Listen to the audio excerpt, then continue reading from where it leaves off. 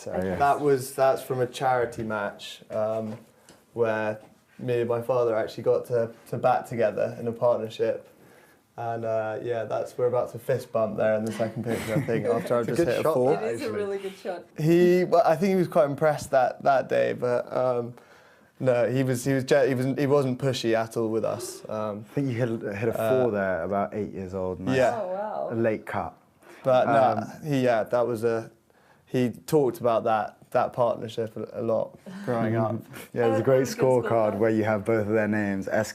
Khan, I. Khan, and then me. I think I got out on a duck. Oh, no. Never a great batsman. I want to ask a little bit more about his conditions in prison. You spoke a little bit about what it's like inside, but what do you know about how he's coping in there, you know, solitary confinement? If you can describe to us what that's like inside there and how he's doing. I mean, he's a 73-year-old man as well. The conditions are awful.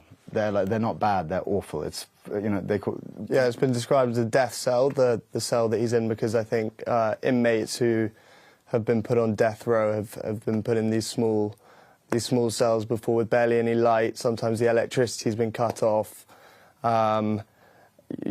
Dirty water, as Carson was saying, and yeah, just completely substandard conditions that don't meet international law for any sort of prisoner.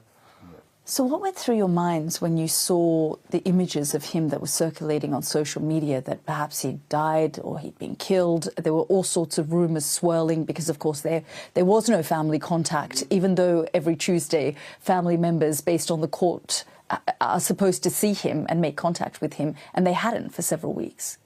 Yeah, incredibly stressful, obviously. Yeah, I went straight onto kind of my family group chat, because that's the only reliable source that we have on the ground in Pakistan. I remember it's just, you know, you go on Twitter and suddenly you see just, you know, Imran Khan dead, his body being transferred to this. It's like, it's obviously very jarring, and it obviously pulls you out of whatever you're trying to do in your normal life, especially how helpless we are over here, not able to do much at all. So it's not ideal. And what did your aunt say about seeing him after that period when that started to generate a lot of headlines and the international media got involved, the international community got involved? Suddenly she was allowed to see him again. What did she say about how he was?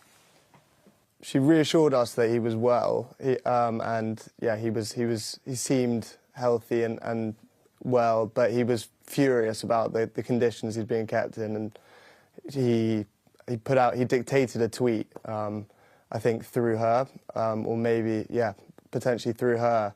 And I think that tweet has partly led to this reaction from the establishment to completely try and isolate him now. I also wonder, you talked about the fact that, you know, you guys have been warned not to come, even though the Defence Minister said you're welcome to come and you can visit him. Have you guys tried? Have you tried to engage with the Pakistani government to allow you to go and see your father? Yeah, we're now planning, because they said it openly, so unless they go against their word again, then we should be hopefully going in January. We applied for our visas, but it hasn't come through yet. We're expecting it to come through, so we're planning a trip in January. And if you do see him, what are you likely to say? I mean, do you think that you would say, look, you've spent this time in prison, you've done your time, you know, perhaps look at cutting a deal? What you have to understand is it's his life. It's literally his passion and his goal. He calls it his life purpose, is to you know, help Pakistan rid it of corruption. And so if he just took a deal and came over to us and lived in England, I know there would be this kind of burning desire and this aching that he's, you know, has left his country for dead, and he'd be depressed, to be honest. I know he would. This is his goal, and we, you know, as much as we'd love to have our father there watching all of our kind of cricket matches or football matches over here, he has a purpose which is far greater. So you can only respect it. What else would you say to him? I mean, if you could send him a message now through this, what would you say to him? It's hard not to speak, just to get desperate. I want to know how we can how we can get him out, how we can help, because the main point is we feel so helpless at this point. I mean, there's so much to catch up on, what we've been doing in the past 6 months, how is life with us, and he refuses always to talk about his conditions. He's like, oh, you know, don't worry about me, how's everything? He wants to just kind of take in, absorb as much about what we're doing as possible, so I guess he has something to think about when he's in there, doesn't want to dwell on, you know, his situation. One of the first things you asked earlier, kind of what we'd speak to him about, one of the first things, if it's not the first question, it's the second question, was always, how is your grandmother, whose house it is here, who he loved, you know, tweeted that he loved her like a mother. We haven't spoken to him since she died only a couple of months ago, and I would love to speak to him about that.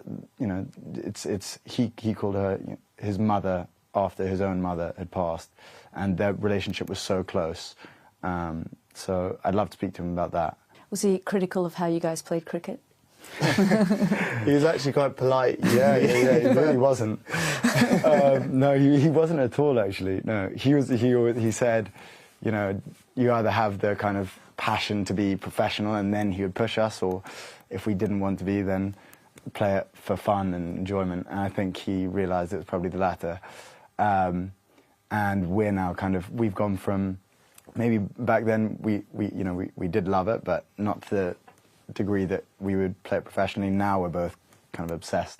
You talked about feeling helpless. I mean, what do you want the international community to do now? What would you like to tell global leaders, people like Donald Trump, for example? You were both in the US recently, and we've seen the evolving relationship between Pakistan and the Trump administration. What would you want to say?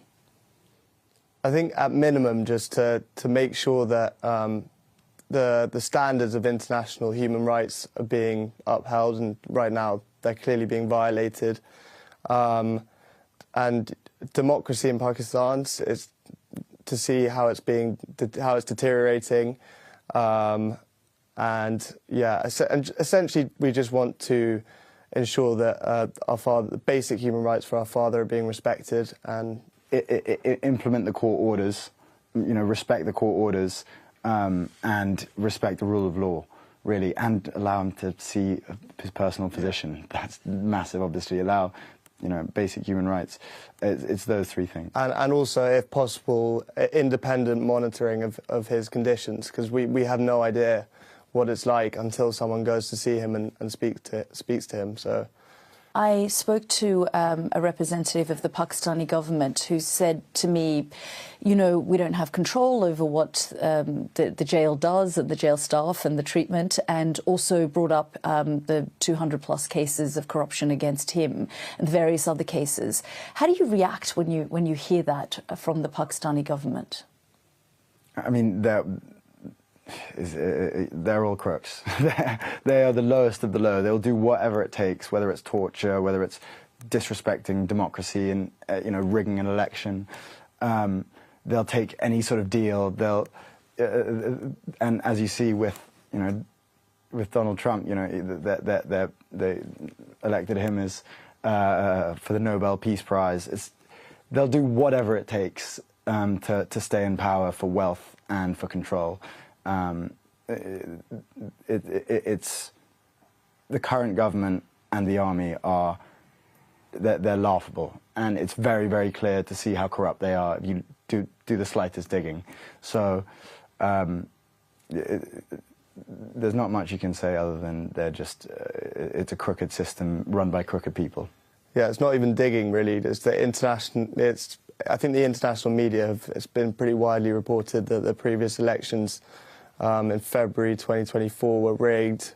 Their mandate, it's not PTI's mandate was essentially stolen. Everyone knows who the most popular leader in the country is. And the UN, Amnesty International have all called it an arbitrary detainment. I want to ask a little bit more about the fact that the army chief, Asim Munir, you know, they changed the constitution. He's given himself a lifetime amnesty and, you know, immunity. I just wonder, Imran Khan, if he becomes aware of all of these changes, and he may be aware, it's hard to know. what he would be thinking about all of these shifts and changes that we're seeing now in Pakistani politics? I don't think he'd be surprised at all, because I think it's quite clear that it was heading towards basically what it is now, which is a military dictatorship in everything but name. So I think he probably knows about this already, and part of the reason he's being silenced and isolated is because they know that he's inevitably not going to stand for this. Do you think he'll ever get out? Right now, the conditions are getting worse. The people in power are becoming more entrenched, as you say. So it's very hard to see a way out. And a lot of the people we speak to, the kind of advisors, are seeming less and less confident every time we speak to them. So we're now worried we might never see him again. It's good to see this defence minister say, "Oh, welcome, come," because now we actually, we have that recorded. We can go over there and hopefully we can see him. But I still have my doubts.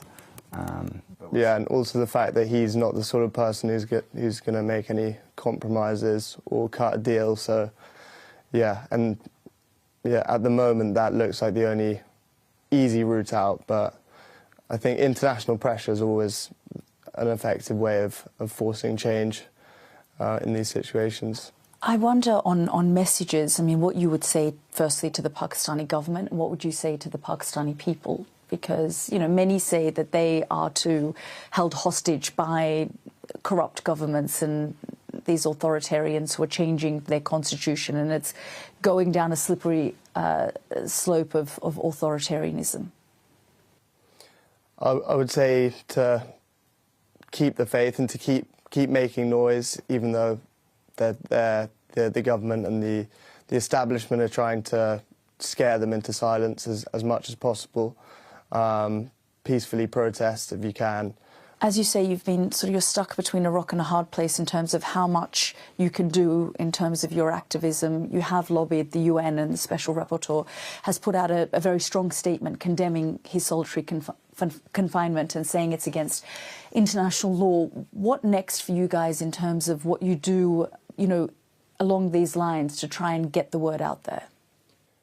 I think more media like this to spread the word, and also we're looking to do more advocacy, to do trips maybe to Brussels or Geneva in January to speak to politicians and officials about this situation. You talk about when you were little, 4 and 6, the conversations that your father had with you.